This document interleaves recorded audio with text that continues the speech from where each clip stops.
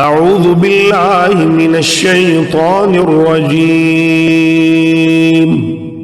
بسم اللہ الرحمن الرحیم۔ پناہ مانگتا ہوں اللہ کی شیطان مردود سے، اللہ کے نام سے جو رحمان اور رحیم ہے۔ لوگو اپنے رب سے ڈرو جس نے تم کو ایک جان سے پیدا کیا اور اسی جان سے اس کا جوڑا بنایا اور ان دونوں سے بہت مرد و عورت دنیا میں پھیلا دیے۔ اس خدا سے ڈرو جس کا واسطہ دے کر تم ایک دوسرے سے اپنے حق مانگتے ہو، اور رشتہ و قرابت کے تعلقات کو بگاڑنے سے پرہیز کرو۔ یقین جانو کہ اللہ تم پر نگرانی کر رہا ہے۔ یتیموں کے مال ان کو واپس دو، اچھے مال کو برے مال سے نہ بدل لو، اور ان کے مال اپنے مال کے ساتھ ملا کر نہ کھا جاؤ، یہ بہت بڑا گناہ ہے۔ اور اگر تم یتیموں کے ساتھ بے انصافی کرنے سے ڈرتے ہو تو جو عورتیں تم کو پسند آئیں ان میں سے 2-2, 3-3, 4-4 سے نکاح کر لو۔ لیکن اگر تمہیں اندیشہ ہو کہ ان کے ساتھ عدل نہ کر سکو گے تو پھر ایک ہی بیوی کرو، یا ان عورتوں کو زوجیت میں لاؤ جو تمہارے قبضے میں آئی ہیں۔ بے انصافی سے بچنے کے لیے یہ زیادہ قرین ثواب ہے۔ اور عورتوں کے مہر خوش دلی کے ساتھ فرض جانتے ہوئے ادا کرو، البتہ اگر وہ خود اپنی خوشی سے مہر کا کوئی حصہ تمہیں معاف کر دیں تو اسے تم مزے سے کھا سکتے ہو۔ اور اپنے وہ مال جنہیں اللہ نے تمہارے لیے قیام زندگی کا ذریعہ بنایا ہے نادان لوگوں کے حوالے نہ کرو، البتہ انہیں کھانے اور پہننے کے لیے دو اور انہیں نیک ہدایت کرو۔ اور یتیموں کی آزمائش کرتے رہو یہاں تک کہ وہ نکاح کے قابل عمر کو پہنچ جائیں، پھر اگر تم ان کے اندر اہلیت پاؤ تو ان کے مال ان کے حوالے کر دو۔ ایسا کبھی نہ کرنا کہ حد انصاف سے تجاوز کر کے اس خوف سے ان کے مال جلدی جلدی کھا جاؤ کہ وہ بڑے ہو کر اپنے حق کا مطالبہ کریں گے۔ یتیم کا جو سرپرست مالدار ہو وہ پرہیزگاری سے کام لے، اور جو غریب ہو وہ معروف طریقے سے کھائے۔ پھر جب ان کے مال ان کے حوالے کرنے لگو تو لوگوں کو اس پر گواہ بنا لو، اور حساب لینے کے لیے اللہ کافی ہے۔ مردوں کے لیے اس مال میں حصہ ہے جو ماں باپ اور رشتہ داروں نے چھوڑا ہو، اور عورتوں کے لیے بھی اس مال میں حصہ ہے جو ماں باپ اور رشتہ داروں نے چھوڑا ہو، خواہ تھوڑا ہو یا بہت، اور یہ حصہ اللہ کی طرف سے مقرر ہے۔ اور جب تقسیم کے موقع پر کنبے کے لوگ اور یتیم اور مسکین آئیں تو اس مال میں سے ان کو بھی کچھ دو، اور ان کے ساتھ بھلے مانسوں کی سی بات کرو۔ لوگوں کو اس بات کا خیال کر کے ڈرنا چاہیے کہ اگر وہ خود اپنے پیچھے بے بس اولاد چھوڑتے تو مرتے وقت انہیں اپنے بچوں کے حق میں کیسے کچھ اندیشے لاحق ہوتے۔ پس چاہیے کہ وہ خدا کا خوف کریں اور راستی کی بات کریں۔ جو لوگ ظلم کے ساتھ یتیموں کے مال کھاتے ہیں در حقیقت وہ اپنے پیٹ آگ سے بھرتے ہیں، اور وہ ضرور جہنم کی بھڑکتی ہوئی آگ میں جھونکے جائیں گے۔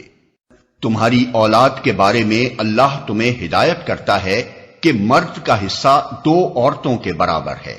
اگر میت کی وارث 2 سے زائد لڑکیاں ہوں تو انہیں ترکے کا 2/3 دیا جائے، اور اگر ایک ہی لڑکی وارث ہو تو آدھا ترکہ اس کا ہے۔ اگر میت صاحب اولاد ہو تو اس کے والدین میں سے ہر ایک کو ترکے کا 6واں حصہ ملنا چاہیے، اور اگر وہ صاحب اولاد نہ ہو اور والدین ہی اس کے وارث ہوں تو ماں کو 3واں حصہ دیا جائے، اور اگر میت کے بھائی بہن بھی ہوں تو ماں 6 حصے کی حقدار ہوگی۔ یہ سب حصے اس وقت نکالے جائیں گے جبکہ وصیت جو میت نے کی ہو پوری کر دی جائے اور جو قرض اس پر ہو ادا کر دیا جائے۔ تم نہیں جانتے کہ تمہارے ماں باپ اور تمہاری اولاد میں سے کون بالحاظ نفع تم سے قریب تر ہے۔ یہ حصے اللہ نے مقرر کر دیے ہیں، اور اللہ یقیناً سب حقیقتوں سے واقف اور ساری مصلحتوں کا جاننے والا ہے۔ اور تمہاری بیویوں نے جو کچھ چھوڑا ہو اس کا آدھا حصہ تمہیں ملے گا اگر وہ بے اولاد ہوں، ورنہ اولاد ہونے کی صورت میں ترکے کا 1/4 حصہ تمہارا ہے، جبکہ وصیت جو انہوں نے کی ہو پوری کر دی جائے اور قرض جو انہوں نے چھوڑا ہو ادا کر دیا جائے، اور وہ تمہارے ترکے میں سے 1/4 کی حقدار ہوں گی اگر تم بے اولاد ہو، ورنہ صاحب اولاد ہونے کی صورت میں ان کا حصہ 8واں ہوگا، بعد اس کے کہ جو وصیت تم نے کی ہو وہ پوری کر دی جائے، اور جو قرض تم نے چھوڑا ہو وہ ادا کر دیا جائے۔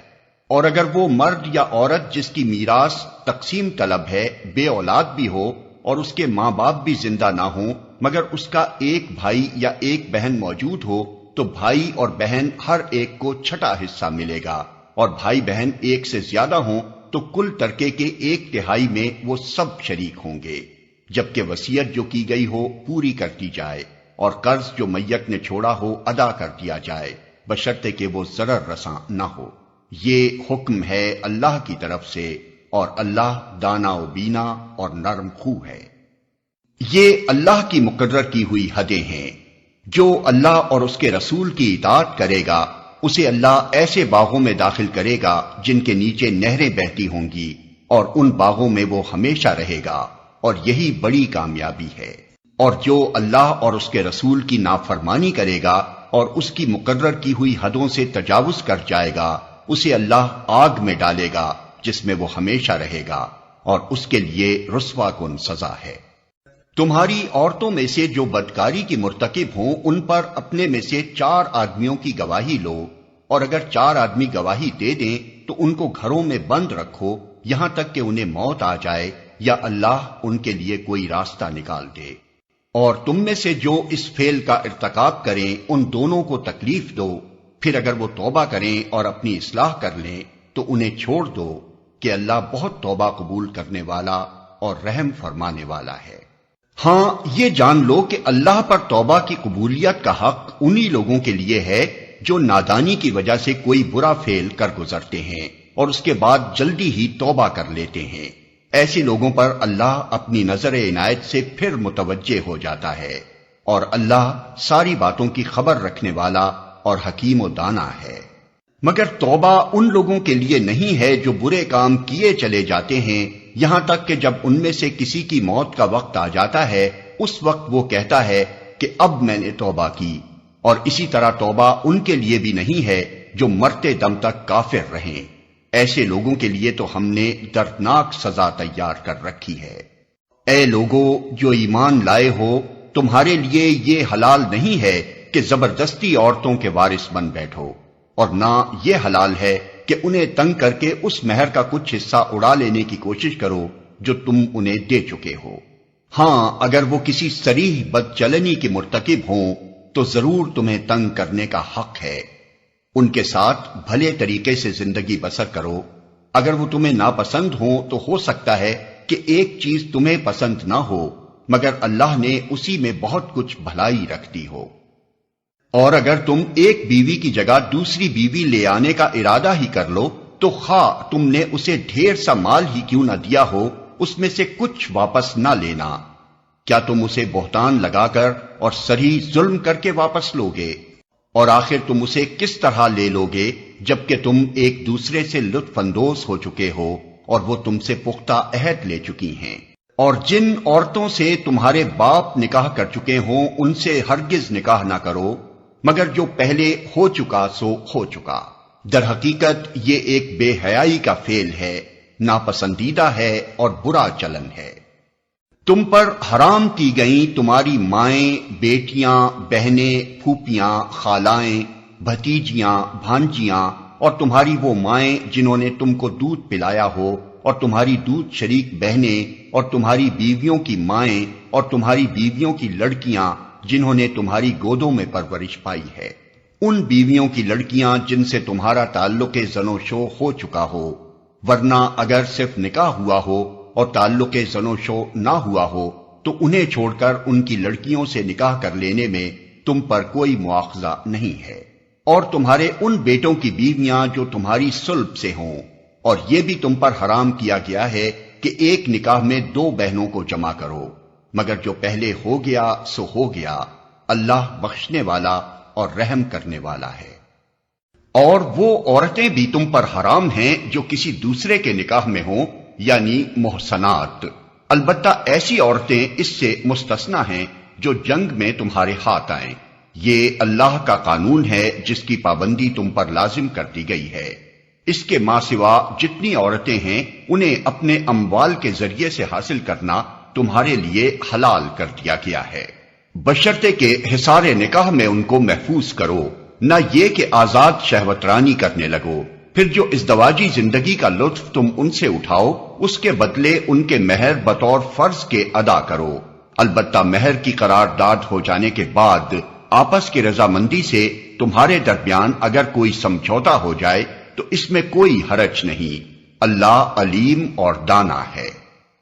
اور جو شخص تم میں سے اتنی مقدرت نہ رکھتا ہو کہ خاندانی مسلمان عورتوں یعنی محصنات سے نکاح کر سکے، اسے چاہیے کہ تمہاری ان لونڈیوں میں سے کسی کے ساتھ نکاح کر لے جو تمہارے قبضے میں ہوں اور مومنہ ہوں۔ اللہ تمہارے ایمانوں کا حال خوب جانتا ہے، تم سب ایک ہی گروہ کے لوگ ہو، لہذا ان کے سرپرستوں کی اجازت سے ان کے ساتھ نکاح کر لو اور معروف طریقے سے ان کے مہر ادا کر دو تاکہ وہ حصار نکاح میں محفوظ یعنی محصنات ہو کر رہیں، آزاد شہوت رانی کرتی پھریں اور نہ چوری چھپے آشنائیاں کریں۔ پھر جب وہ حصار نکاح میں محفوظ ہو جائیں اور اس کے بعد کسی بدچلنی کی مرتکب ہوں تو ان پر اس سزا کی بنسبت آدھی سزا ہے جو خاندانی عورتوں یعنی محصنات کے لیے مقرر ہے۔ یہ سہولت تم میں سے ان لوگوں کے لیے پیدا کی گئی ہے جن کو شادی نہ کرنے سے بندے تقوی کے ٹوٹ جانے کا اندیشہ ہو، لیکن اگر تم صبر کرو تو یہ تمہارے لیے بہتر ہے، اور اللہ بخشنے والا اور رحم فرمانے والا ہے۔ اللہ چاہتا ہے کہ تم پر ان طریقوں کو واضح کرے اور انہی طریقوں پر تمہیں چلائے جن کی پیروی تم سے پہلے گزرے ہوئے صلحاء کرتے تھے۔ وہ اپنی رحمت کے ساتھ تمہاری طرف متوجہ ہونے کا ارادہ رکھتا ہے، اور وہ علیم بھی ہے اور دانا بھی۔ ہاں، اللہ تو تم پر رحمت کے ساتھ توجہ کرنا چاہتا ہے، مگر جو لوگ خود اپنی خواہشات نفس کی پیروی کر رہے ہیں وہ چاہتے ہیں کہ تم راہ راست سے ہٹ کر دور نکل جاؤ۔ اللہ تم پر سے پابندیوں کو ہلکا کرنا چاہتا ہے کیونکہ انسان کمزور پیدا کیا گیا ہے۔ اے لوگو جو ایمان لائے ہو، آپس میں ایک دوسرے کے مال باطل طریقوں سے نہ کھاؤ، لین دین ہونا چاہیے آپس کی رضامندی سے، اور اپنے آپ کو قتل نہ کرو، یقین مانو کہ اللہ تمہارے اوپر مہربان ہے۔ جو شخص ظلم و زیادتی کے ساتھ ایسا کرے گا اس کو ہم ضرور آگ میں جھونکیں گے، اور یہ اللہ کے لیے کوئی مشکل کام نہیں ہے۔ اگر تم ان بڑے بڑے گناہوں سے پرہیز کرتے رہو جن سے تمہیں منع کیا جا رہا ہے تو تمہاری چھوٹی موٹی برائیوں کو ہم تمہارے حساب سے ساقط کر دیں گے اور تم کو عزت کی جگہ داخل کریں گے۔ اور جو کچھ اللہ نے تم میں سے کسی کو دوسروں کے مقابلے میں زیادہ دیا ہے اس کی تمنا نہ کرو، جو کچھ مردوں نے کمایا ہے اس کے مطابق ان کا حصہ ہے، اور جو کچھ عورتوں نے کمایا ہے اس کے مطابق ان کا حصہ۔ ہاں، اللہ سے اس کے فضل کی دعا مانگتے رہو، یقیناً اللہ ہر چیز کا علم رکھتا ہے۔ اور ہم نے ہر اس ترکے کے حقدار مقرر کر دیے ہیں جو والدین اور رشتہ دار چھوڑیں، اب رہے وہ لوگ جن سے تمہارے عہد و پیمان ہوں تو ان کا حصہ انہیں دو، یقیناً اللہ ہر چیز پر نگراں ہے۔ مرد عورتوں پر قوام ہیں اس بنا پر کہ اللہ نے ان میں سے ایک کو دوسرے پر فضیلت دی ہے، اور اس بنا پر کہ مرد اپنے مال خرچ کرتے ہیں، بس جو صالح عورتیں ہیں وہ اطاعت شعار ہوتی ہیں اور مردوں کے پیچھے اللہ کی حفاظت و نگرانی میں ان کے حقوق کی حفاظت کرتی ہیں۔ اور جن عورتوں سے تمہیں سرکشی کا اندیشہ ہو انہیں سمجھاؤ، خوابگاہوں میں ان سے علیحدہ رہو اور مارو، پھر اگر وہ تمہاری مطیع ہو جائیں تو خواہ مخواہ ان پر دست درازی کے لیے بہانے تلاش نہ کرو، یقین رکھو کہ اوپر اللہ موجود ہے جو بڑا اور بالا تر ہے۔ اور اگر تم لوگوں کو کہیں میاں اور بیوی کے تعلقات بگڑ جانے کا اندیشہ ہو تو ایک حکم مرد کے رشتہ داروں میں سے اور ایک عورت کے رشتہ داروں میں سے مقرر کرو، وہ دونوں اصلاح کرنا چاہیں گے تو اللہ ان کے درمیان موافقت کی صورت نکال دے گا، اللہ سب کچھ جانتا ہے اور باخبر ہے۔ اور تم سب اللہ کی بندگی کرو، اس کے ساتھ کسی کو شریک نہ بناؤ، ماں باپ کے ساتھ نیک برتاؤ کرو، قرابت داروں اور یتیموں اور مسکینوں کے ساتھ حسن سلوک سے پیش آؤ، اور پڑوسی رشتہ دار سے، اجنبی ہمسائے سے، پہلو کے ساتھی اور مسافر سے اور ان لونڈی غلاموں سے جو تمہارے قبضے میں ہوں احسان کا معاملہ رکھو۔ یقین جانو اللہ کسی ایسے شخص کو پسند نہیں کرتا جو اپنے پندار میں مغرور ہو اور اپنی بڑائی پر فخر کرے، اور ایسے لوگ بھی اللہ کو پسند نہیں ہیں جو کنجوسی کرتے ہیں اور دوسروں کو بھی کنجوسی کی ہدایت کرتے ہیں، اور جو کچھ اللہ نے اپنے فضل سے انہیں دیا ہے اسے چھپاتے ہیں۔ ایسے کافر نعمت لوگوں کے لیے ہم نے رسوا کن عذاب مہیا کر رکھا ہے۔ اور وہ لوگ بھی اللہ کو ناپسند ہیں جو اپنے مال محض لوگوں کو دکھانے کے لیے خرچ کرتے ہیں اور در حقیقت نہ اللہ پر ایمان رکھتے ہیں نہ روز آخر پر۔ سچ یہ ہے کہ شیطان جس کا رفیق ہوا اسے بہت ہی بری رفاقت میسر آئی۔ آخر ان لوگوں پر کیا آفت آ جاتی اگر یہ اللہ اور روز آخر پر ایمان رکھتے اور جو کچھ اللہ نے دیا ہے اس میں سے خرچ کرتے۔ اگر یہ ایسا کرتے تو اللہ سے ان کی نیکی کا حال چھپا نہ رہ جاتا۔ اللہ کسی پر ذرہ برابر بھی ظلم نہیں کرتا۔ اگر کوئی ایک نیکی کرے تو اللہ اسے دو چند کرتا ہے اور پھر اپنی طرف سے بڑا اجر عطا فرماتا ہے۔ پھر سوچو کہ اس وقت یہ کیا کریں گے جب ہم ہر امت میں سے ایک گواہ لائیں گے اور ان لوگوں پر تمہیں یعنی محمد صلی اللہ علیہ وسلم کو گواہ کی حیثیت سے کھڑا کریں گے۔ اس وقت وہ سب لوگ جنہوں نے رسول کی بات نہ مانی اور اس کی نافرمانی کرتے رہے تمنا کریں گے کہ کاش زمین پھٹ جائے اور وہ اس میں سما جائیں۔ وہاں یہ اپنی کوئی بات اللہ سے نہ چھپا سکیں گے۔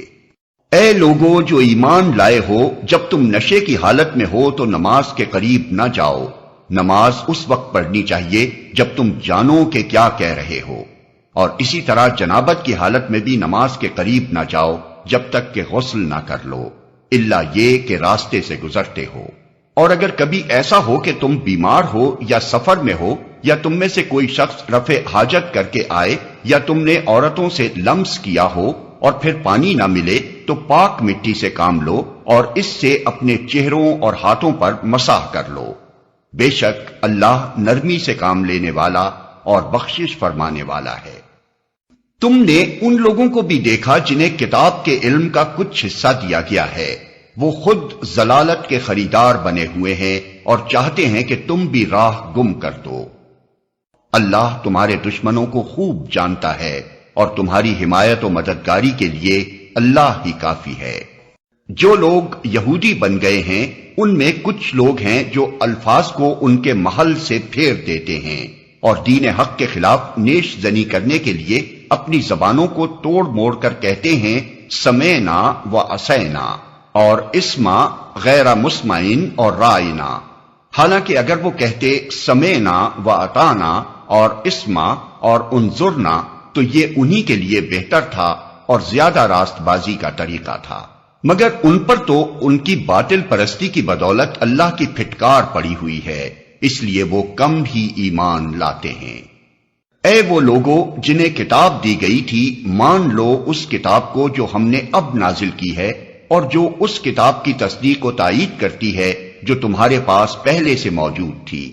اس پر ایمان لے آؤ قبل اس کے کہ ہم چہرے بگاڑ کر پیچھے پھیر دیں یا ان کو اسی طرح لعنت زدہ کر دیں جس طرح سبت والوں کے ساتھ ہم نے کیا تھا، اور یاد رکھو کہ اللہ کا حکم نافذ ہو کر رہتا ہے۔ اللہ بس شرک ہی کو معاف نہیں کرتا، اس کے ماں سوا دوسرے جس قدر گناہ ہیں وہ جس کے لیے چاہتا ہے معاف کر دیتا ہے۔ اللہ کے ساتھ جس نے کسی اور کو شریک ٹھہرایا اس نے تو بہت ہی بڑا جھوٹ تصنیف کیا اور بڑے سخت گناہ کی بات کی۔ تم نے ان لوگوں کو بھی دیکھا جو بہت اپنی پاکیزگی نفس کا دم بھرتے ہیں، حالانکہ پاکیزگی تو اللہ ہی جسے چاہتا ہے عطا کرتا ہے، اور انہیں جو پاکیزگی نہیں ملتی تو در حقیقت ان پر ذرہ برابر بھی ظلم نہیں کیا جاتا۔ دیکھو تو صحیح، یہ اللہ پر بھی جھوٹے افطرا گھڑنے سے نہیں چوکتے، اور ان کے سریحاً گناہگار ہونے کے لیے یہی ایک گناہ کافی ہے۔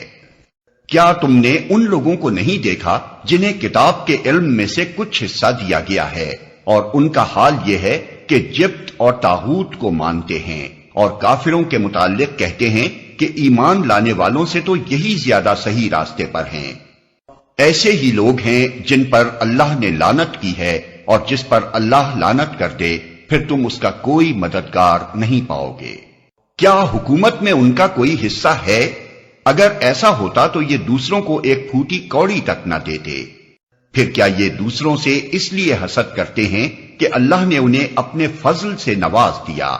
اگر یہ بات ہے تو انہیں معلوم ہو کہ ہم نے تو ابراہیم کی اولاد کو کتاب اور حکمت عطا کی اور ملک عظیم بخش دیا، مگر ان میں سے کوئی اس پر ایمان لایا اور کوئی اس سے منہ موڑ گیا، اور منہ موڑنے والوں کے لیے تو بس جہنم کی بھڑکتی ہوئی آگ ہی کافی ہے۔ جن لوگوں نے ہماری آیات کو ماننے سے انکار کر دیا ہے انہیں بالیقین ہم آگ میں جھونکیں گے، اور جب ان کے بدن کی کھال گل جائے گی تو اس کی جگہ دوسری کھال پیدا کر دیں گے تاکہ وہ خوب عذاب کا مزہ چکھیں۔ اللہ بڑی قدرت رکھتا ہے اور اپنے فیصلوں کو عمل میں لانے کی حکمت خوب جانتا ہے۔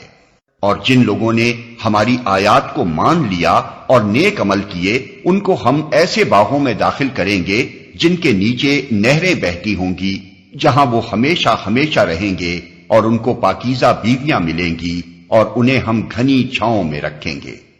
مسلمانوں، اللہ تمہیں حکم دیتا ہے کہ امانتیں اہل امانت کے سپرد کر دو، اور جب لوگوں کے درمیان فیصلہ کرو تو عدل کے ساتھ کرو۔ اللہ تم کو نہایت عمدہ نصیحت کرتا ہے، اور یقیناً اللہ سب کچھ سنتا اور دیکھتا ہے۔ اے لوگو جو ایمان لائے ہو، اطاعت کرو اللہ کی اور اطاعت کرو رسول کی اور ان لوگوں کی جو تم میں سے صاحب امر ہوں۔ پھر اگر تمہارے درمیان کسی معاملے میں نزاع ہو جائے تو اسے اللہ اور رسول کی طرف پھیر دو، اگر تم واقعی اللہ اور روز آخر پر ایمان رکھتے ہو۔ یہی ایک صحیح طریقہ کار ہے اور انجام کے اعتبار سے بھی بہتر ہے۔ اے نبی، تم نے دیکھا نہیں ان لوگوں کو جو دعویٰ تو کرتے ہیں کہ ہم ایمان لائے ہیں اس کتاب پر جو تمہاری طرف نازل کی گئی ہے اور ان کتابوں پر جو تم سے پہلے نازل کی گئی تھیں، مگر چاہتے یہ ہیں کہ اپنے معاملات کا فیصلہ کرانے کے لیے طاغوت کی طرف رجوع کریں، حالانکہ انہیں طاغوت سے کفر کرنے کا حکم دیا گیا تھا۔ شیطان انہیں بھٹکا کر راہ راست سے بہت دور لے جانا چاہتا ہے۔ اور جب ان سے کہا جاتا ہے کہ آؤ اس چیز کی طرف جو اللہ نے نازل کی ہے اور آؤ رسول کی طرف، تو ان منافقوں کو تم دیکھتے ہو کہ یہ تمہاری طرف آنے سے کتراتے ہیں۔ پھر اس وقت کیا ہوتا ہے جب ان کے اپنے ہاتھوں کی لائی ہوئی مصیبت ان پر آ پڑتی ہے؟ اس وقت یہ تمہارے پاس قسمیں کھاتے ہوئے آتے ہیں اور کہتے ہیں کہ خدا کی قسم ہم تو صرف بھلائی چاہتے تھے اور ہماری نیت تو یہ تھی کہ فریقین میں کسی طرح موافقت ہو جائے۔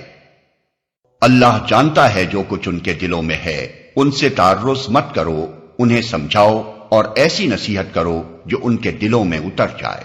انہیں بتاؤ کہ ہم نے جو رسول بھی بھیجا ہے اسی لیے بھیجا ہے کہ اذن خداوندی کی بنا پر اس کی اطاعت کی جائے۔ اگر انہوں نے یہ طریقہ اختیار کیا ہوتا کہ جب یہ اپنے نفس پر ظلم کر بیٹھے تھے تو تمہارے پاس آ جاتے اور اللہ سے معافی مانگتے اور رسول بھی ان کے لیے معافی کی درخواست کرتا تو یقیناً اللہ کو بخشنے والا اور رحم کرنے والا پاتے۔ نہیں اے محمد، تمہارے رب کی قسم، یہ کبھی مومن نہیں ہو سکتے جب تک کہ اپنے باہمی اختلافات میں یہ تم کو فیصلہ کرنے والا نہ مان لیں۔ پھر جو کچھ تم فیصلہ کرو اس پر اپنے دلوں میں بھی کوئی تنگی نہ محسوس کریں، بلکہ سر بسر تسلیم کر لیں۔ اگر ہم نے انہیں حکم دیا ہوتا کہ اپنے آپ کو ہلاک کر دو یا اپنے گھروں سے نکل جاؤ تو ان میں سے کم ہی آدمی اس پر عمل کرتے، حالانکہ جو نصیحت انہیں کی جاتی ہے اگر یہ اس پر عمل کرتے تو یہ ان کے لیے زیادہ بہتری اور زیادہ ثابت قدمی کا موجب ہوتا، اور جب یہ ایسا کرتے تو ہم انہیں اپنی طرف سے بہت بڑا اجر دیتے اور انہیں سیدھا راستہ دکھا دیتے۔ جو اللہ اور رسول کی اطاعت کرے گا وہ ان لوگوں کے ساتھ ہوگا جن پر اللہ نے انعام فرمایا ہے، یعنی انبیاء اور صدیقین اور شہداء اور صالحین۔ کیسے اچھے ہیں یہ رفیق جو کسی کو میسر آئیں۔ یہ حقیقی فضل ہے جو اللہ کی طرف سے ملتا ہے، اور حقیقت جاننے کے لیے بس اللہ ہی کا علم کافی ہے۔ اے لوگو جو ایمان لائے ہو، مقابلے کے لیے ہر وقت تیار رہو، پھر جیسا موقع ہو الگ الگ دستوں کی شکل میں نکلو یا اکٹھے ہو کر۔ ہاں، تم میں کوئی آدمی ایسا بھی ہے جو لڑائی سے جی چراتا ہے۔ اگر تم پر کوئی مصیبت آئے تو کہتا ہے اللہ نے مجھ پر بڑا فضل کیا کہ میں ان لوگوں کے ساتھ نہ گیا، اور اگر اللہ کی طرف سے تم پر فضل ہو تو کہتا ہے، اور اس طرح کہتا ہے کہ گویا تمہارے اور اس کے درمیان محبت کا تو کوئی تعلق تھا ہی نہیں، کہ کاش میں بھی ان کے ساتھ ہوتا تو بڑا کام بن جاتا۔ ایسے لوگوں کو معلوم ہو کہ اللہ کی راہ میں لڑنا چاہیے ان لوگوں کو جو آخرت کے بدلے دنیا کی زندگی کو فروخت کر دیں، پھر جو اللہ کی راہ میں لڑے گا اور مارا جائے گا یا غالب رہے گا اسے ضرور ہم اجر عظیم عطا کریں گے۔ آخر کیا وجہ ہے کہ تم اللہ کی راہ میں ان بے بس مردوں، عورتوں اور بچوں کی خاطر نہ لڑو جو کمزور پا کر دبا لیے گئے ہیں اور فریاد کر رہے ہیں کہ خدایا ہم کو اس بستی سے نکال جس کے باشندے ظالم ہیں، اور اپنی طرف سے ہمارا کوئی حامی و مددگار پیدا کر دے۔ جن لوگوں نے ایمان کا راستہ اختیار کیا ہے وہ اللہ کی راہ میں لڑتے ہیں، اور جنہوں نے کفر کا راستہ اختیار کیا ہے وہ طاغوت کی راہ میں لڑتے ہیں۔ پس شیطان کے ساتھیوں سے لڑو اور یقین جانو کہ شیطان کی چالیں حقیقت میں نہایت کمزور ہیں۔ تم نے ان لوگوں کو بھی دیکھا جن سے کہا گیا تھا کہ اپنے ہاتھ روکے رکھو اور نماز قائم کرو اور زکوٰۃ دو۔ اب جو انہیں لڑائی کا حکم دیا گیا تو ان میں سے ایک فریق کا حال یہ ہے کہ لوگوں سے ایسا ڈر رہے ہیں جیسا خدا سے ڈرنا چاہیے یا کچھ اس سے بھی بڑھ کر۔ کہتے ہیں خدایا یہ ہم پر لڑائی کا حکم کیوں لکھ دیا، کیوں نہ ہمیں ابھی کچھ اور مہلت دی۔ ان سے کہو دنیا کا سرمایہ زندگی تھوڑا ہے اور آخرت ایک خدا ترس انسان کے لیے زیادہ بہتر ہے، اور تم پر ظلم ایک شمع برابر بھی نہ کیا جائے گا۔ رہی موت تو جہاں بھی تم ہو وہ بہرحال تمہیں آ کر رہے گی، خواہ تم کیسی ہی مضبوط عمارتوں میں ہو۔ اگر انہیں کوئی فائدہ پہنچتا ہے تو کہتے ہیں یہ اللہ کی طرف سے ہے، اور اگر کوئی نقصان پہنچتا ہے تو کہتے ہیں یہ تمہاری بدولت ہے۔ کہو سب کچھ اللہ ہی کی طرف سے ہے۔ آخر ان لوگوں کو کیا ہو گیا ہے کہ کوئی بات ان کی سمجھ میں نہیں آتی۔ اے انسان، تجھے جو بھلائی بھی حاصل ہوتی ہے اللہ کی عنایت سے ہوتی ہے، اور جو مصیبت تجھ پر آتی ہے وہ تیرے اپنے کسب و عمل کی بدولت ہے۔ اے محمد، ہم نے تم کو لوگوں کے لیے رسول بنا کر بھیجا ہے، اور اس پر خدا کی گواہی کافی ہے۔ جس نے رسول کی اطاعت کی اس نے دراصل خدا کی اطاعت کی، اور جو منہ موڑ گیا تو بہرحال ہم نے تمہیں ان لوگوں پر پاسبان بنا کر تو نہیں بھیجا ہے۔ وہ منہ پر کہتے ہیں کہ ہم مطیع فرمان ہیں، مگر جب تمہارے پاس سے نکلتے ہیں تو ان میں سے ایک گروہ راتوں کو جمع ہو کر تمہاری باتوں کے خلاف مشورے کرتا ہے۔ اللہ ان کی یہ ساری سرگوشیاں لکھ رہا ہے۔ تم ان کی پرواہ نہ کرو اور اللہ پر بھروسہ رکھو، وہی بھروسے کے لیے کافی ہے۔ کیا یہ لوگ قرآن پر غور نہیں کرتے؟ اگر یہ اللہ کے سوا کسی اور کی طرف سے ہوتا تو اس میں بہت کچھ اختلاف بیانی پائی جاتی۔ یہ لوگ جہاں کوئی اطمینان بخش یا خوفناک خبر سن پاتے ہیں اسے لے کر پھیلا دیتے ہیں، حالانکہ اگر یہ اسے رسول اور اپنی جماعت کے ذمہ دار اصحاب تک پہنچائیں تو وہ ایسے لوگوں کے علم میں آ جائے جو ان کے درمیان اس بات کی صلاحیت رکھتے ہیں کہ اس سے صحیح نتیجہ اخذ کر سکیں۔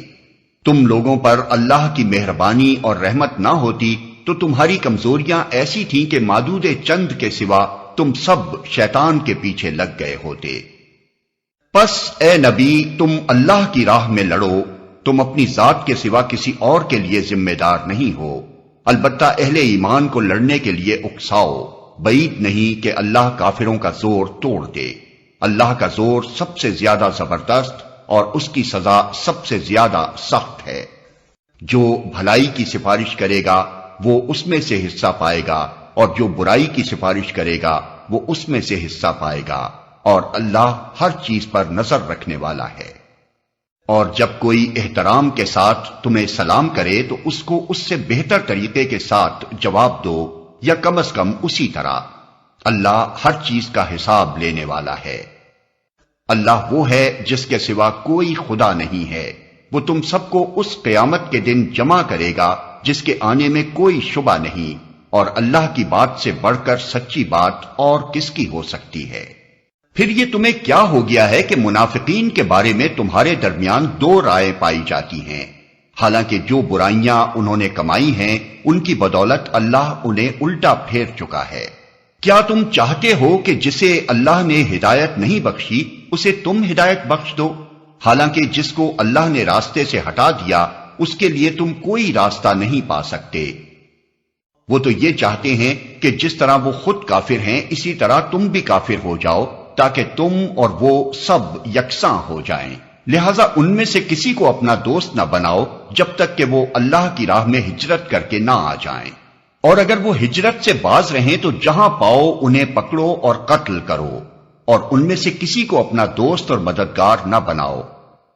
البتہ وہ منافق اس حکم سے مستثنی ہیں جو کسی ایسی قوم سے جا ملیں جس کے ساتھ تمہارا معاہدہ ہے۔ اسی طرح وہ منافق بھی مستثنی ہیں جو تمہارے پاس آتے ہیں اور لڑائی سے دل برداشتہ ہیں، نہ تم سے لڑنا چاہتے ہیں نہ اپنی قوم سے۔ اللہ چاہتا تو ان کو تم پر مسلط کر دیتا اور وہ بھی تم سے لڑتے، لہذا اگر وہ تم سے کنارہ کش ہو جائیں اور لڑنے سے باز رہیں اور تمہاری طرف صلح و آشتی کا ہاتھ بڑھائیں تو اللہ نے تمہارے لیے ان پر دست درازی کی کوئی سبیل نہیں رکھی ہے۔ ایک اور قسم کے منافق تمہیں ایسے ملیں گے جو چاہتے ہیں کہ تم سے بھی امن میں رہیں اور اپنی قوم سے بھی، مگر جب کبھی فتنے کا موقع پائیں گے اس میں کود پڑیں گے۔ ایسے لوگ اگر تمہارے مقابلے سے باز نہ رہیں اور صلح و سلامتی تمہارے آگے پیش نہ کریں اور اپنے ہاتھ نہ روکیں تو جہاں وہ ملیں انہیں پکڑو اور مارو، ان پر ہاتھ اٹھانے کے لیے ہم نے تمہیں کھلی حجت دے دی ہے۔ کسی مومن کا یہ کام نہیں ہے کہ دوسرے مومن کو قتل کرے الا یہ کہ اس سے چوک ہو جائے، اور جو شخص کسی مومن کو غلطی سے قتل کر دے تو اس کا کفارہ یہ ہے کہ ایک مومن کو غلامی سے آزاد کرے اور مقتول کے وارثوں کو خوں بہا دے، الا یہ کہ وہ خوں بہا معاف کر دیں۔ لیکن اگر وہ مسلمان مقتول کسی ایسی قوم سے تھا جس سے تمہاری دشمنی ہو تو اس کا کفارہ ایک مومن غلام آزاد کرنا ہے، اور اگر وہ کسی ایسی غیر مسلم قوم کا فرد تھا جس سے تمہارا معاہدہ ہو تو اس کے وارثوں کو خوں بہا دیا جائے گا اور ایک مومن غلام کو آزاد کرنا ہوگا۔ پھر جو غلام نہ پائے وہ پے در پے 2 مہینے کے روزے رکھے۔ یہ اس گناہ پر اللہ سے توبہ کرنے کا طریقہ ہے اور اللہ علیم و دانا ہے۔ رہا وہ شخص جو کسی مومن کو جان بوجھ کر قتل کرے تو اس کی جزا جہنم ہے جس میں وہ ہمیشہ رہے گا، اس پر اللہ کا غضب اور اس کی لعنت ہے، اور اللہ نے اس کے لیے سخت عذاب مہیا کر رکھا ہے۔ اے لوگو جو ایمان لائے ہو، جب تم اللہ کی راہ میں جہاد کے لیے نکلو تو دوست دشمن میں تمیز کرو، اور جو تمہاری طرف سلام سے تقدیم کرے اسے فوراً نہ کہہ دو کہ تو مومن نہیں ہے۔ اگر تم دنیاوی فائدہ چاہتے ہو تو اللہ کے پاس تمہارے لیے بہت سے اموال غنیمت ہیں، آخر اسی حالت میں تم خود بھی تو اس سے پہلے مبتلا رہ چکے ہو، پھر اللہ نے تم پر احسان کیا، لہذا تحقیق سے کام لو، جو کچھ تم کرتے ہو اللہ اس سے باخبر ہے۔ مسلمانوں میں سے وہ لوگ جو کسی معذوری کے بغیر گھر بیٹھے رہتے ہیں اور وہ جو اللہ کی راہ میں جان و مال سے جہاد کرتے ہیں، دونوں کی حیثیت یکساں نہیں ہے۔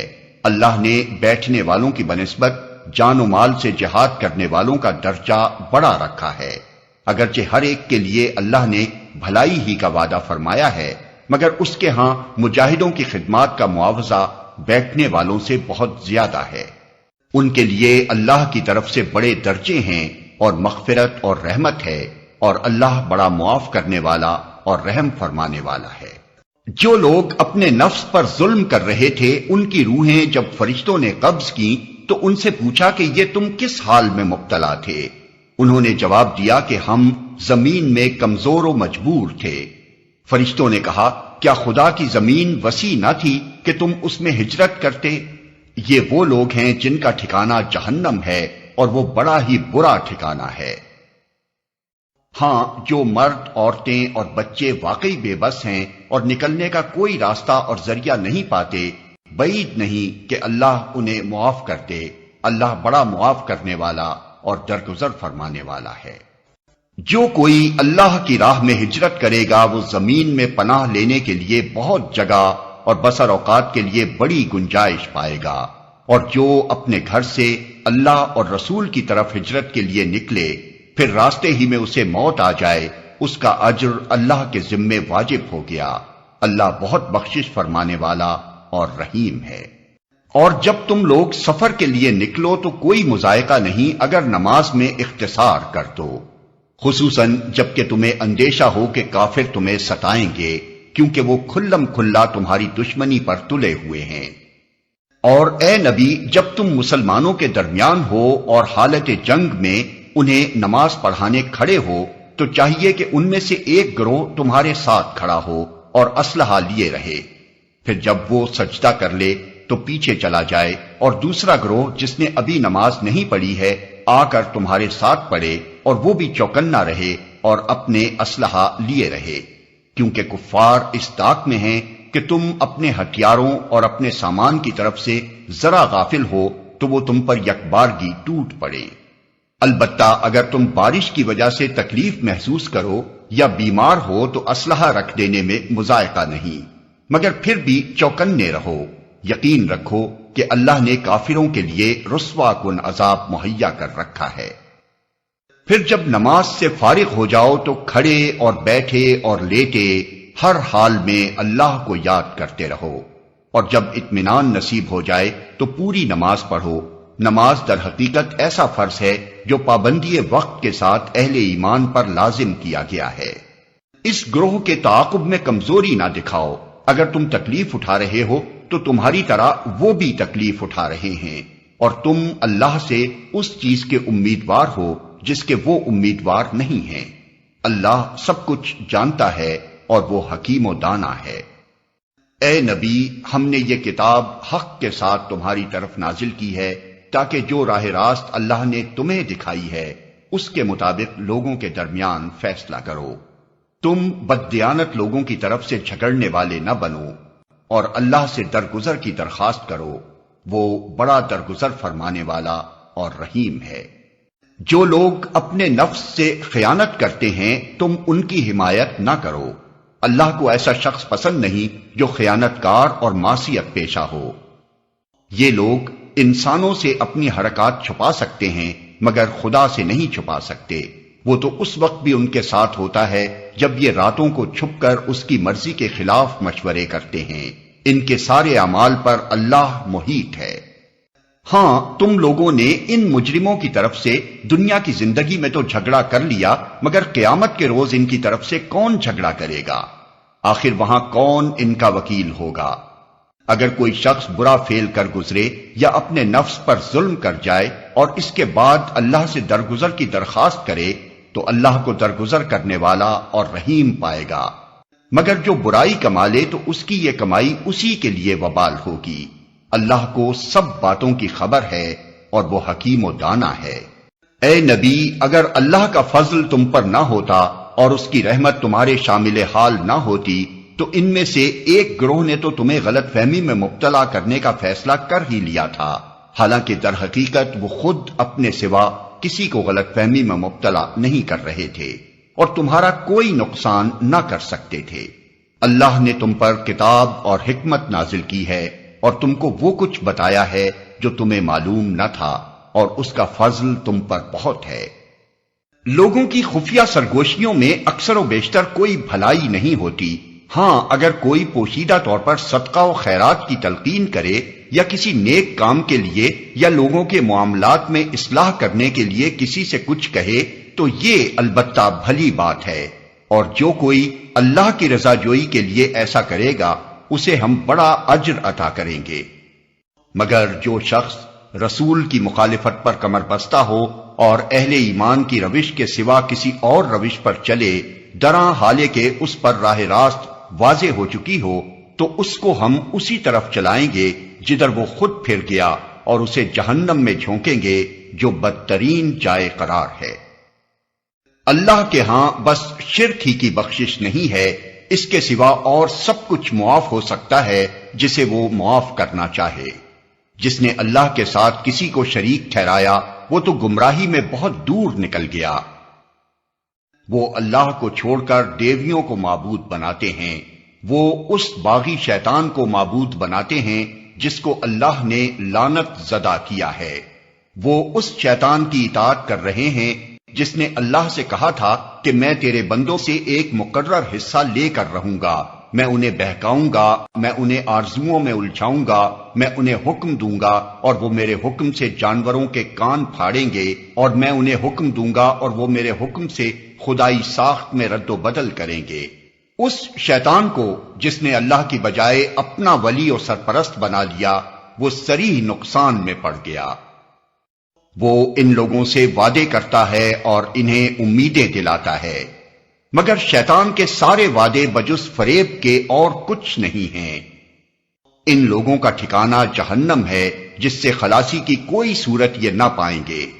رہے وہ لوگ جو ایمان لے آئیں اور نیک عمل کریں تو انہیں ہم ایسے باغوں میں داخل کریں گے جن کے نیچے نہریں بہتی ہوں گی اور وہ وہاں ہمیشہ ہمیشہ رہیں گے۔ یہ اللہ کا سچا وعدہ ہے اور اللہ سے بڑھ کر کون اپنی بات میں سچا ہوگا۔ انجام کار نہ تمہاری آرزوؤں پر موقوف ہے نہ اہل کتاب کی آرزوؤں پر۔ جو بھی برائی کرے گا اس کا پھل پائے گا اور اللہ کے مقابلے میں اپنے لیے کوئی حامی و مددگار نہ پا سکے گا۔ اور جو نیک عمل کرے گا خواہ مرد ہو یا عورت بشرطے کہ ہو وہ مومن، تو ایسے ہی لوگ جنت میں داخل ہوں گے اور ان کی ذرہ برابر حق تلفی نہ ہونے پائے گی۔ اس شخص سے بہتر اور کس کا طریق زندگی ہو سکتا ہے جس نے اللہ کے آگے سرے تسلیم خم کر دیا اور اپنا رویہ نیک رکھا اور یکسو ہو کر ابراہیم کے طریقے کی پیروی کی، اس ابراہیم کے طریقے کی جسے اللہ نے اپنا دوست بنا لیا تھا۔ آسمانوں اور زمین میں جو کچھ ہے اللہ کا ہے اور اللہ ہر چیز پر محیط ہے۔ لوگ تم سے عورتوں کے معاملے میں فتویٰ پوچھتے ہیں، کہو اللہ تمہیں ان کے معاملے میں فتویٰ دیتا ہے اور ساتھ ہی وہ احکام بھی یاد دلاتا ہے جو پہلے سے تم کو اس کتاب میں سنائے جا رہے ہیں، یعنی وہ احکام جو ان یتیم لڑکیوں کے متعلق ہیں جن کے حق تم ادا نہیں کرتے اور جن کے نکاح کرنے سے تم باز رہتے ہو یا لالچ کی بنا پر تم خود ان سے نکاح کر لینا چاہتے ہو، اور وہ احکام جو ان بچوں کے متعلق ہیں جو بیچارے کوئی زور نہیں رکھتے۔ اللہ تمہیں ہدایت کرتا ہے کہ یتیموں کے ساتھ انصاف پر قائم رہو، اور جو بھلائی تم کرو گے وہ اللہ کے علم سے چھپی نہ رہ جائے گی۔ جب کسی عورت کو اپنے شوہر سے بدسلوکی یا بے رخی کا خطرہ ہو تو کوئی مذائقہ نہیں اگر میاں اور بیوی کچھ حقوق کی کمی بیشی پر آپس میں صلح کر لیں۔ صلح بہرحال بہتر ہے۔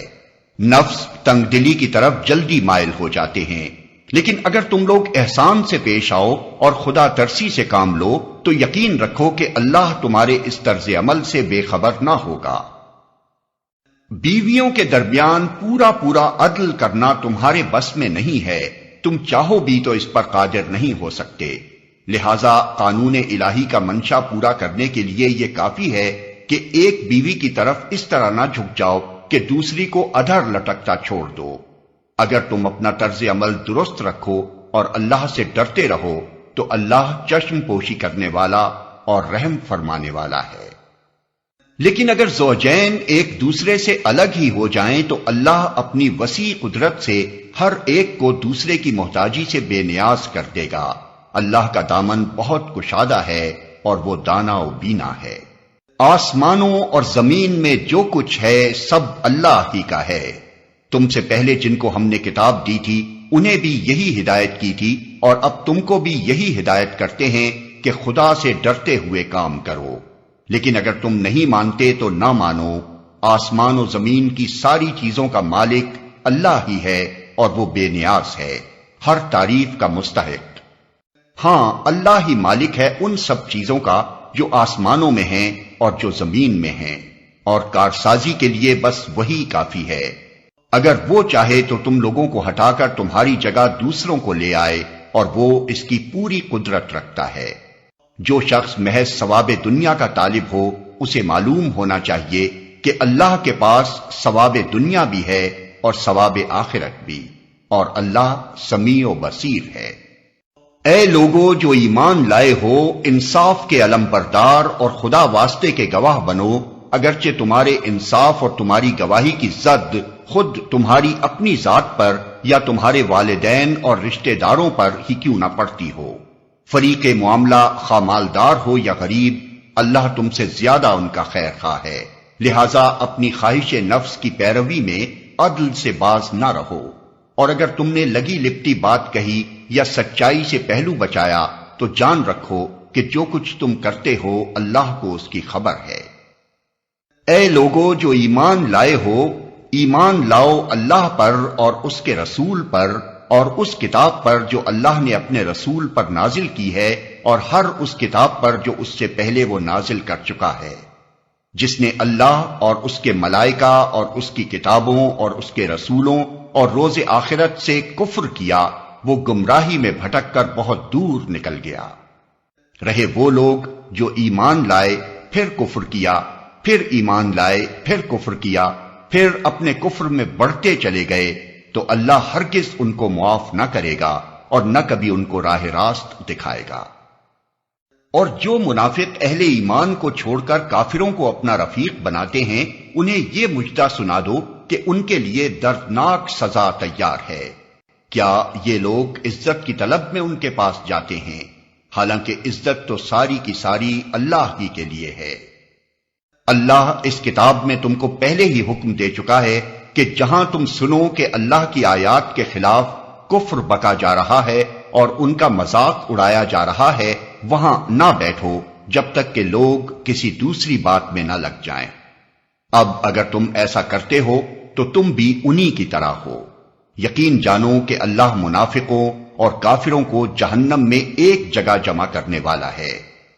یہ منافق تمہارے معاملے میں انتظار کر رہے ہیں کہ اونٹ کس کروٹ بیٹھتا ہے۔ اگر اللہ کی طرف سے فتح تمہاری ہوئی تو آ کر کہیں گے کہ کیا ہم تمہارے ساتھ نہ تھے؟ اگر کافروں کا پلہ بھاری رہا تو ان سے کہیں گے کہ کیا ہم تمہارے خلاف لڑنے پر قادر نہ تھے اور پھر بھی ہم نے تم کو مسلمانوں سے بچایا؟ بس اللہ ہی تمہارے اور ان کے معاملے کا فیصلہ قیامت کے روز کرے گا، اور اس فیصلے میں اللہ نے کافروں کے لیے مسلمانوں پر غالب آنے کی ہرگز کوئی سبیل نہیں رکھی ہے۔ یہ منافق اللہ کے ساتھ دھوکے بازی کر رہے ہیں، حالانکہ در حقیقت اللہ ہی نے انہیں دھوکے میں ڈال رکھا ہے۔ جب یہ نماز کے لیے اٹھتے ہیں تو کسمساتے ہوئے محض لوگوں کو دکھانے کی خاطر اٹھتے ہیں اور خدا کو کم ہی یاد کرتے ہیں۔ کفر و ایمان کے درمیان ڈاوا ڈول ہیں، نہ پورے اس طرف ہیں نہ پورے اس طرف۔ جسے اللہ نے بھٹکا دیا ہو اس کے لیے تم کوئی راستہ نہیں پا سکتے۔ اے لوگو جو ایمان لائے ہو، مومنوں کو چھوڑ کر کافروں کو اپنا رفیق نہ بناؤ۔ کیا تم چاہتے ہو کہ اللہ کو اپنے خلاف صریح حجت دے دو؟ یقین جانو کہ منافق جہنم کے سب سے نیچے طبقے میں جائیں گے اور تم کسی کو ان کا مددگار نہ پاؤ گے۔ البتہ جو ان میں سے تائب ہو جائیں اور اپنے طرز عمل کی اصلاح کر لیں اور اللہ کا دامن تھام لیں اور اپنے دین کو اللہ کے لیے خالص کر دیں، ایسے لوگ مومنوں کے ساتھ ہیں اور اللہ مومنوں کو ضرور اجر عظیم عطا فرمائے گا۔ آخر اللہ کو کیا پڑی ہے کہ تمہیں خواہ مخواہ سزا دے اگر تم شکر گزار بندے بنے رہو اور ایمان کی روش پر چلو۔ اللہ بڑا قدردان ہے اور سب کے حال سے واقف ہے۔ اللہ اس کو پسند نہیں کرتا کہ آدمی بدگوئی پر زبان کھولے الا یہ کہ کسی پر ظلم کیا گیا ہو، اور اللہ سب کچھ سننے اور جاننے والا ہے۔ مظلوم ہونے کی صورت میں اگرچہ تم کو بدگوئی کا حق ہے، لیکن اگر تم ظاہر و باطن میں بھلائی ہی کیے جاؤ یا کم از کم برائی سے درگزر کرو تو اللہ کی صفت بھی یہی ہے کہ وہ بڑا معاف کرنے والا ہے، حالانکہ سزا دینے پر پوری قدرت رکھتا ہے۔ جو لوگ اللہ اور اس کے رسولوں سے کفر کرتے ہیں اور چاہتے ہیں کہ اللہ اور اس کے رسولوں کے درمیان تفریق کریں اور کہتے ہیں کہ ہم کسی کو مانیں گے اور کسی کو نہ مانیں گے اور کفر و ایمان کے بیچ میں ایک راہ نکالنے کا ارادہ رکھتے ہیں، وہ سب پکے کافر ہیں، اور ایسے کافروں کے لیے ہم نے وہ سزا مہیا کر رکھی ہے جو انہیں ذلیل و خوار کر دینے والی ہوگی۔ بخلاف اس کے جو لوگ اللہ اور اس کے تمام رسولوں کو مانیں اور ان کے درمیان تفریق نہ کریں، ان کو ہم ضرور ان کے اجر عطا کریں گے، اور اللہ بڑا درگزر فرمانے والا اور رحم کرنے والا ہے۔ یہ اہل کتاب اگر آج تم سے مطالبہ کر رہے ہیں کہ تم آسمان سے کوئی تحریر ان پر نازل کراؤ، تو اس سے بڑھ چڑھ کر مجرمانہ مطالبے یہ پہلے موسیٰ سے کر چکے ہیں۔ اس سے تو انہوں نے کہا تھا کہ ہمیں خدا کو علانیہ دکھا دو، اور اسی سرکشی کی وجہ سے یکا یک ان پر بجلی ٹوٹ پڑی تھی۔ پھر انہوں نے بچڑے کو اپنا معبود بنا لیا، حالانکہ یہ کھلی کھلی نشانیاں دیکھ چکے تھے۔ اس پر بھی ہم نے ان سے درگزر کیا۔ ہم نے موسیٰ کو صریح فرمان عطا کیا اور ان لوگوں پر طور کو اٹھا کر ان سے اس فرمان کی اطاعت کا عہد لیا۔ ہم نے ان کو حکم دیا کہ دروازے میں سجدہ ریز ہوتے ہوئے داخل ہوں۔ ہم نے ان سے کہا کہ سبت کا قانون نہ توڑو اور اس پر ان سے پختہ عہد لیا۔ آخر کار ان کی عہد شکنی کی وجہ سے اور اس وجہ سے کہ انہوں نے اللہ کی آیات کو جھٹلایا اور متعدد پیغمبروں کو ناحق قتل کیا، اور یہاں تک کہا کہ ہمارے دل غلافوں میں محفوظ ہیں، حالانکہ در حقیقت ان کی باطل پرستی کے سبب سے اللہ نے ان کے دلوں پر ٹھپا لگا دیا ہے، اور اسی وجہ سے یہ بہت کم ایمان لاتے ہیں۔ پھر اپنے کفر میں اتنے بڑھے کہ مریم پر سخت بہتان لگایا اور خود کہا کہ ہم نے مسیح عیسیٰ ابن مریم رسول اللہ کو قتل کر دیا ہے، حالانکہ فی الواقع انہوں نے نہ اس کو قتل کیا نہ صلیب پر چڑھایا، بلکہ معاملہ ان کے لیے مشتبہ کر دیا گیا۔ اور جن لوگوں نے اس کے بارے میں اختلاف کیا ہے وہ بھی دراصل شک میں مبتلا ہیں، ان کے پاس اس معاملے میں کوئی علم نہیں ہے، محض گمان ہی کی پیروی ہے۔ انہوں نے مسیح کو یقین کے ساتھ قتل نہیں کیا، بلکہ اللہ نے اس کو اپنی طرف اٹھا لیا۔ اللہ زبردست طاقت رکھنے والا اور حکیم ہے۔ اور اہل کتاب میں سے کوئی ایسا نہ ہوگا جو اس کی موت سے پہلے اس پر ایمان نہ لے آئے گا، اور قیامت کے روز وہ ان پر گواہی دے گا۔ غرض ان یہودی بن جانے والوں کے اسی ظالمانہ رویے کی بنا پر، اور اس بنا پر کہ یہ بکثرت اللہ کے راستے سے روکتے ہیں اور سود لیتے ہیں جس سے انہیں منع کیا گیا تھا، اور لوگوں کے مال ناجائز طریقوں سے کھاتے ہیں، ہم نے بہت سی وہ پاک چیزیں ان پر حرام کر دیں جو پہلے ان کے لیے حلال تھیں، اور جو لوگ ان میں سے کافر ہیں ان کے لیے ہم نے دردناک عذاب تیار کر رکھا ہے۔ مگر ان میں جو لوگ پختہ علم رکھنے والے ہیں اور ایماندار ہیں، وہ سب اس تعلیم پر ایمان لاتے ہیں جو تمہاری طرف نازل کی گئی ہے اور جو تم سے پہلے نازل کی گئی تھی۔ اس طرح کے ایمان لانے والے اور نماز و زکوٰۃ کی پابندی کرنے والے اور اللہ اور روز آخر پر سچا عقیدہ رکھنے والے لوگوں کو ہم ضرور اجر عظیم عطا کریں گے۔ اے محمد، ہم نے تمہاری طرف اسی طرح وحی بھیجی ہے جس طرح نوح اور اس کے بعد کے پیغمبروں کی طرف بھیجی تھی۔ ہم نے ابراہیم، اسماعیل، اسحاق، یعقوب اور اولاد یعقوب، عیسیٰ، ایوب، یونس، ہارون اور سلیمان کی طرف وحی بھیجی۔ ہم نے داؤد کو زبور دی۔ ہم نے ان رسولوں پر بھی وحی نازل کی جن کا ذکر ہم اس سے پہلے تم سے کر چکے ہیں، اور ان رسولوں پر بھی جن کا ذکر تم سے نہیں کیا۔ ہم نے موسیٰ سے اس طرح گفتگو کی جس طرح گفتگو کی جاتی ہے۔ یہ سارے رسول خوشخبری دینے والے اور ڈرانے والے بنا کر بھیجے گئے تھے تاکہ ان کو مبعوث کر دینے کے بعد لوگوں کے پاس اللہ کے مقابلے میں کوئی حجت نہ رہے، اور اللہ بہرحال غالب رہنے والا اور حکیم و دانا ہے۔ لوگ نہیں مانتے تو نہ مانے، مگر اللہ گواہی دیتا ہے کہ جو کچھ اس نے تم پر نازل کیا ہے اپنے علم سے نازل کیا ہے، اور اس پر ملائکہ بھی گواہ ہیں، اگرچہ اللہ کا گواہ ہونا بالکل کفایت کرتا ہے۔ جو لوگ اس کو ماننے سے خود انکار کرتے ہیں اور دوسروں کو خدا کے راستے سے روکتے ہیں، وہ یقیناً گمراہی میں حق سے بہت دور نکل گئے ہیں۔ اس طرح جن لوگوں نے کفر و بغاوت کا طریقہ اختیار کیا اور ظلم و ستم پر اتر آئے، اللہ ان کو ہرگز معاف نہ کرے گا، اور انہیں کوئی راستہ بجز جہنم کے راستے کے نہ دکھائے گا جس میں وہ ہمیشہ رہیں گے۔ اللہ کے لیے یہ کوئی مشکل کام نہیں ہے۔ لوگوں، یہ رسول تمہارے پاس تمہارے رب کی طرف سے حق لے کر آ گیا ہے، ایمان لے آؤ، تمہارے ہی لیے بہتر ہے، اور اگر انکار کرتے ہو تو جان لو کہ آسمانوں اور زمین میں جو کچھ ہے سب اللہ کا ہے، اور اللہ علیم بھی ہے اور حکیم بھی۔ اے اہل کتاب، اپنے دین میں غلو نہ کرو اور اللہ کی طرف حق کے سوا کوئی بات منسوب نہ کرو۔ مسیح عیسیٰ ابن مریم اس کے سوا کچھ نہ تھا کہ اللہ کا ایک رسول تھا اور ایک فرمان تھا جو اللہ نے مریم کی طرف بھیجا، اور ایک روح تھی اللہ کی طرف سے جس نے مریم کے رحم میں بچے کی شکل اختیار کی۔ پس تم اللہ اور اس کے رسولوں پر ایمان لاؤ اور نہ کہو کہ تین ہیں، باز آ جاؤ، یہ تمہارے ہی لیے بہتر ہے۔ اللہ تو بس ایک ہی خدا ہے، وہ بالا تر ہے اس سے کہ کوئی اس کا بیٹا ہو۔ زمین اور آسمانوں کی ساری چیزیں اس کی ملک ہیں، اور ان کی کفالت و خبرگیری کے لیے بس وہی کافی ہے۔ مسیح نے کبھی اس بات کو عار نہیں سمجھا کہ وہ اللہ کا ایک بندہ ہو، اور نہ مقرب ترین فرشتے اس کو اپنے لیے عار سمجھتے ہیں۔ اگر کوئی اللہ کی بندگی کو اپنے لیے عار سمجھتا ہے اور تکبر کرتا ہے تو ایک وقت آئے گا جب اللہ سب کو گھیر کر اپنے سامنے حاضر کرے گا۔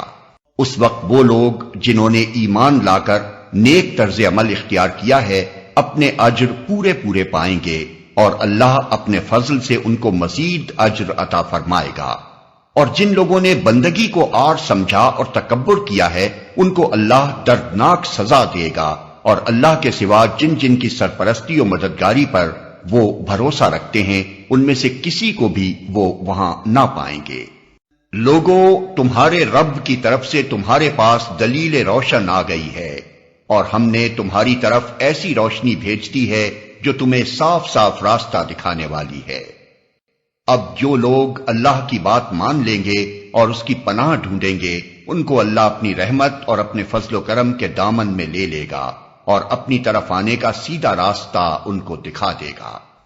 لوگ تم سے کلالہ کے معاملے میں فتویٰ پوچھتے ہیں، کہو اللہ تمہیں فتویٰ دیتا ہے۔